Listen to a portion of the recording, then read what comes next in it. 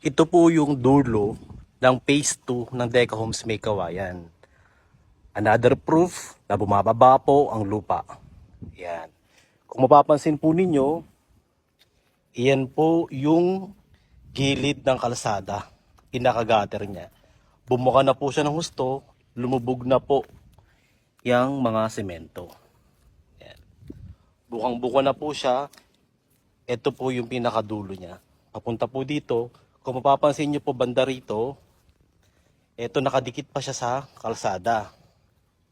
Yan. Pero banda dito, bumuka po siya ng bumuka. Yan, nakabuka na po siya ng husto. At isa pa sa mapapansin natin, yung mismong bakod na to ay nakapatong po sa bakal. Ayan, bakal po yung ilalim niya. Yun po yung butas, yun po yung katubigan na nasa likod. Nakapatong po siya sa bakal. Ano po? Yan, umangat na rin po yung pinaka. Yan, bumagsak na rin yung pinakasahig ng semento. Kaya lumabas na po yung mga bakal. Ito po yung bandang dulo ng phase 2. Tapos maglakad ka lang ng konti dito sa Dirham Street. Yan. Sa Dirham Street, makikita nyo po, yan, na wala po masyadong nakatira dito. Naka-open pa yung mga unit. Yan. Actually, ang ganda ng pagkakagawa dito. Ginasusan din to. Pero hindi natin sigurado kung bakit hindi pinagpatuloy. Kasi sa aking pagtatansya, matagal na po itong gawa. Yan, pero tinigil po. Yan. So wala pong tumutuloy sa lugar po na ito ng phase 2. Yan. Ganun din, dito mapapansin nyo na bumaba na po ang lupa. Lumabas na yung mga bakal sa ilalim. Para siyang, kita nyo nag-crack na rin po. At bumagsak na. Yan. Itong dulo na to, bumagsak na po siya. Yan. Yung likod po niya na ilog. Bumagsak na po siya. Yan, wala rin po nakatira dyan. Ayan si Sir. Sir, anong unit mo dito? Ito pa, ito.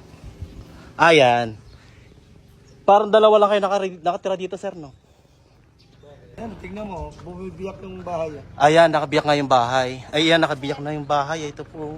Ayan. Nagka-crack na po talaga. Ayan, wapagsak. Nag-crack na po yung dulo. Ano po? Ayan, nag-crack na. Sa Sir Japes po. Sir Japes. Sir James? Oo po. Bakit natin? Ano pong problema ng unit nyo? Wala pa naman. Pero yun nga lang. Yun nga, yan, ganyan, nagdaanan. Opo.